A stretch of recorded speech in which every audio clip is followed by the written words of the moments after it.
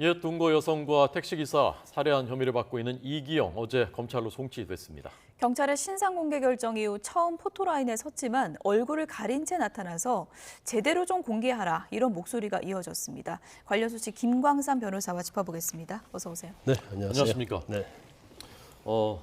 어제 이제 저희가 이 시간에 전해드렸습니다만은 얼굴은 전혀 나오지가 않았거든요. 예. 이러면 이제 신상 공개 의미가 있는 것이냐라는 그 질문들이 많이 나오고 있습니다. 근데 저 이번 한 번만이 아니에요.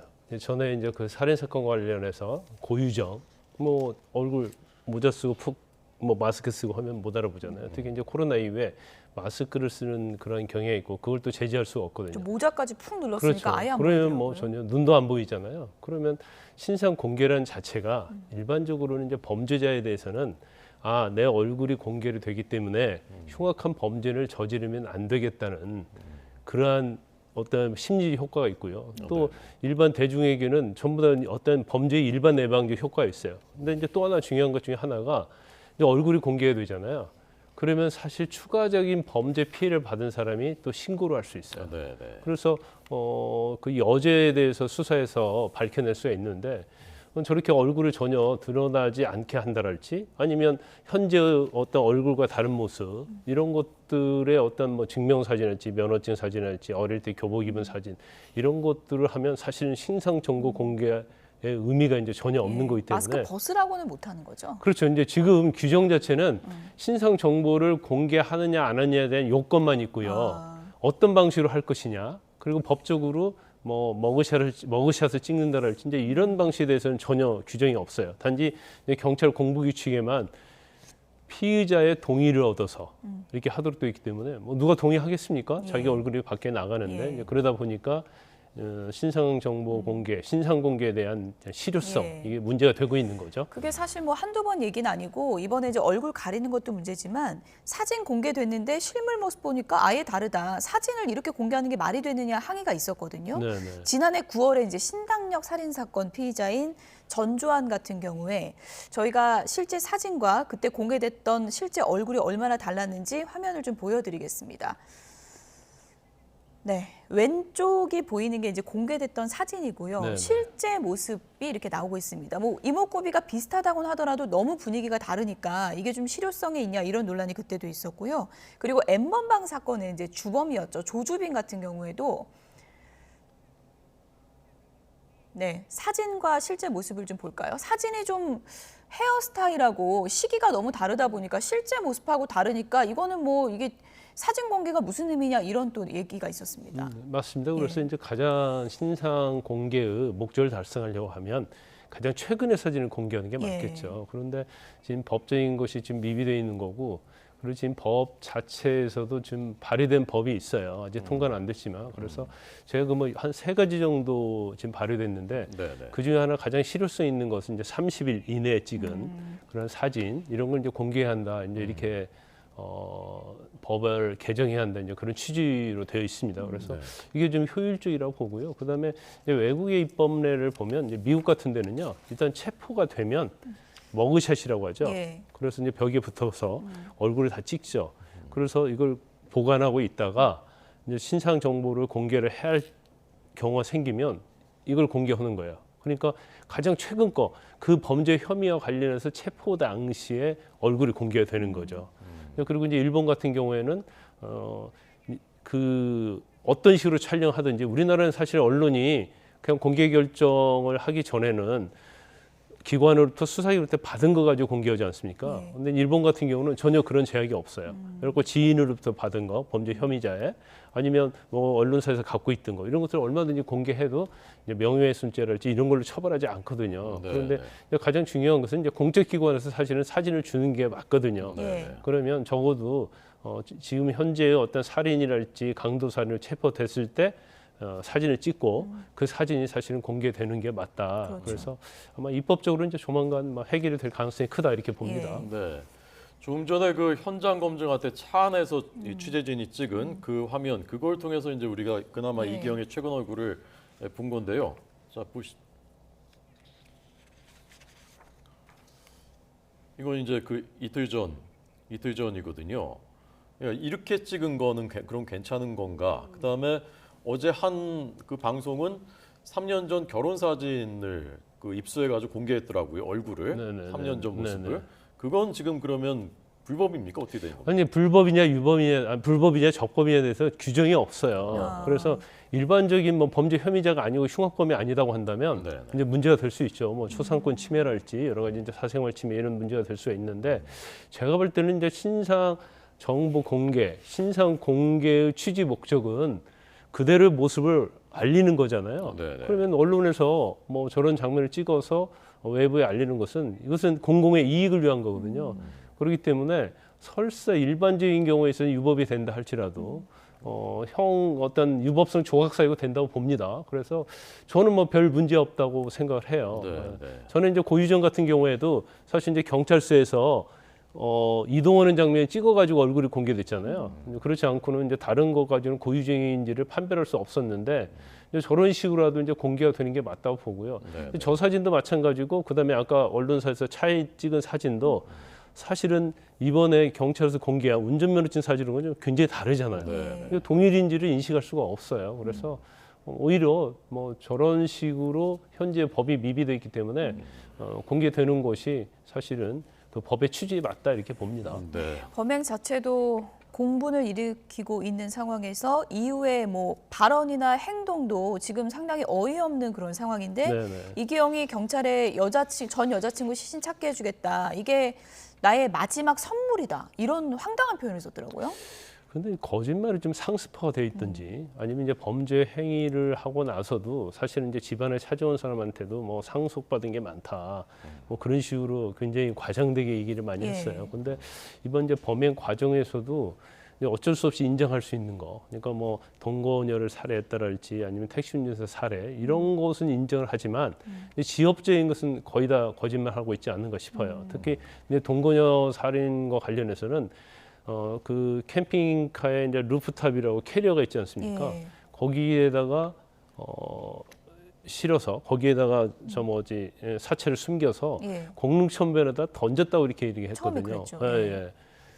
그래놓고 이제 사실 한 일주일 동안 경찰이 얼마나 고생을 많이 했습니까? 그렇죠. 근데 아무리 수사해도 찾을 수가 없었어요. 그러니까 그때는 뭐 사실대로 얘기하겠다. 이게 내가 경찰에 주는 마지막 선물이다. 이런 식으로 조롱을 하면서 거기서 한 3km 정도, 2, 3km 떨어진 지점에 묻었다고 또 얘기를 하는 거예요. 그래서 지금 경찰이 지금 뭐 굉장히 중장비를 동원해서 찾고 있지만 아직도 지금 못 찾고 있어요. 근데 이것도 정말 사실인지 아닌지 굉장히 판단하기 굉장히 어려워요. 이제 그렇지만 일반적으로 이제 살인 사건에 있어서 이제 강도 살인이니까 일반 살인 사건에 있어서도 이제 사체가 굉장히 중요하긴 합니다. 하지만 이기영의 이런 행태 그리고 그 피해자 동거녀의 혈흔 이런 것들이 집에 있는 뭐 의자랄지 아니면 여러 곳의 캐리어랄지 이런 데 남아 있기 때문에 제가 볼 때는 뭐 처벌하는 데는 문제가 없을 것 같아요. 근데 그렇지만 경찰 입장에서는 모든 증거를 취합해서 입증을 해야 하는 그런 수사기관으로서 의무이기 때문에 네. 최선을 다하고 있습니다만은 어떻게 보면 지금 이기영의 어떤 입에 의해서 경찰이 굉장히 고생을 많이 하고 있다 이렇게 볼 수 있는 거죠. 네.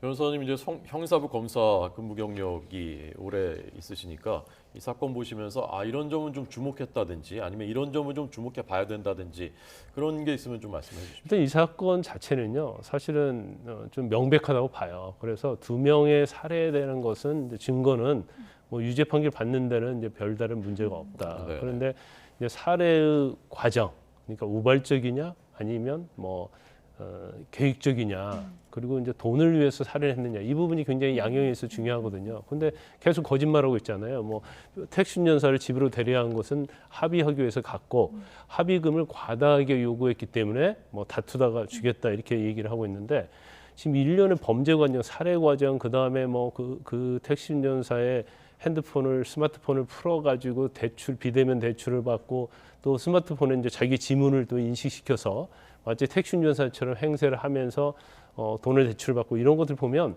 아주 일사불란하게 이루어지거든요.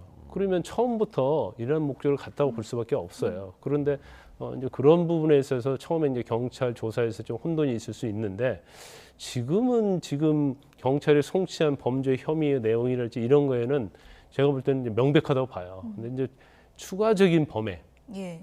그게 더 중요해졌다. 왜냐하면 지금 거짓말을 지금 수사 과정에서 밥 먹듯이 하잖아요. 그러면 과연 이것만 있을까?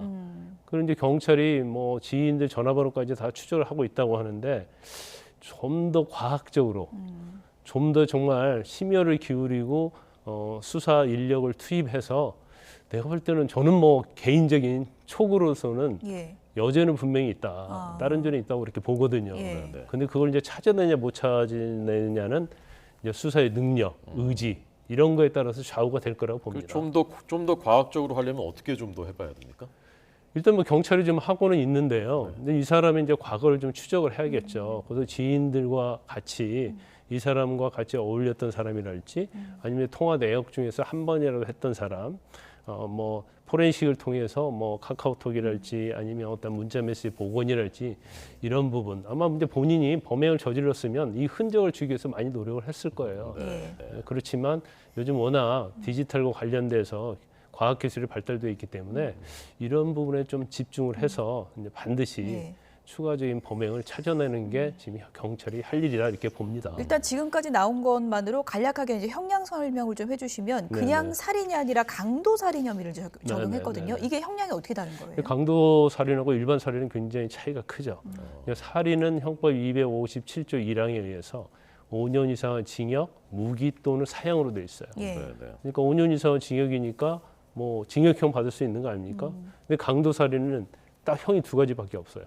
무기징역 또는 사형. 사형. 예. 근데 이제 무기징역 같은 경우는 사실 이제 가석방 그런 것도 없거든요. 감형이 없기 때문에 이제 강도 살이냐 그냥 살인이냐는 굉장히 중요한 의미가 있어요. 그래서 아마 형량도 제가 볼 때는 뭐 최고형이 나올 거라고 보는데 강도 살인이 안 되고 일반 살인이다 할지라도 이제 범행 방법을 보면 굉장히 계획적이고 잔인하거든요. 예. 그래서 제가 볼 때는 뭐 무기징역형 이상은 나올 거라고 보지만 예. 그래도 뭐 그 범행 자체의 어떤 행위를 보면 이제 강도살인이기 때문에 죄명 강도살인으로 적용을 하고 또 형량도 거기에 맞는 형량이 선고되는 게 맞다 이렇게 봅니다. 예. 네.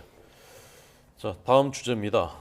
김만배 씨 지금 그 측근들 검찰에 수사하고 있는데 그 과정에서 김만배 씨가 오피스텔에 수백억 원을 숨겼다. 그리고 측근들이 김만배 씨는 그것을 생명줄처럼 여겼다라고 진술했다라는 이게 전해지고 있습니다. 어떻게 해석하셨습니까? 일단 이제 김만배는 이제 대장동 사건이 이제 불거지고요. 그다음에 또 구속이 됐지 않습니까? 이제 그러면 이제 사실 본인이 이거 전체를 이제 국가에 뺏길 거라고 생각하고 있는 거예요. 그러면 자기가 범죄 행위로 얻은 수익이 있고 지금 재판을 받는 거 있지 않습니까? 근데 어차피 재판에 대해서는 본인이 유죄가 나올 거라고 아마 생각하고 있을 거예요. 그리고 그 형량도 뭐 1, 2년이 아니고 예. 엄청난 형량이 나올 거라고 생각하고 있을 거란 말이에요. 그럼 본인 입장에서는 일단 돈을 지키겠다고 생각하는 거예요. 네. 자기가 법원에서 재판받고 있는 형량은 자기가 어떻게 할 수 없어요. 그러면 결과적으로 구치소가 되건 교도소에서 살 수밖에 없는 거고 그러면 결과적으로 나왔을 때 석방됐을 때는 돈을 지키겠다고 생각하는 거죠. 예. 그래서 사실은 굉장히 지능적으로 하는 거죠. 그래서 천화동인 1호에서 돈을 빼는데 275억을 빼요. 네. 근데 이제 빼려면 근거가 있어야 하는데 이제 합법적으로 하기 위해서 자기가 대여받은 거, 빌린 걸로 하는 거죠. 그리고 측근이라고 쓰는 최우향, 뭐 이한성 이런 사람 통해서 이걸 또 수표로 바꾸는 거예요. 예. 수표로 바꾼다는 것은 이 수표 자체는 쓰면은 추적이 되지만 보관을 하고 있으면 추적이 안 돼요. 그러면 뭐 3년이고 5년이고 10년이고 갖고 있는 거군요. 그렇죠. 예. 구치소 나와서 그 돈 가지고 나는 편하게 살 수 있다 이제 그런 생각을 하는 건데 지금 저도 이제 깜짝 놀랐는데 그게 한 2,300억 된다고 그래요. 근데 이번에 이제 수표랄지 현금 추적을 해서 148억인가요? 그걸 추징 보전 조치를 했는데 예.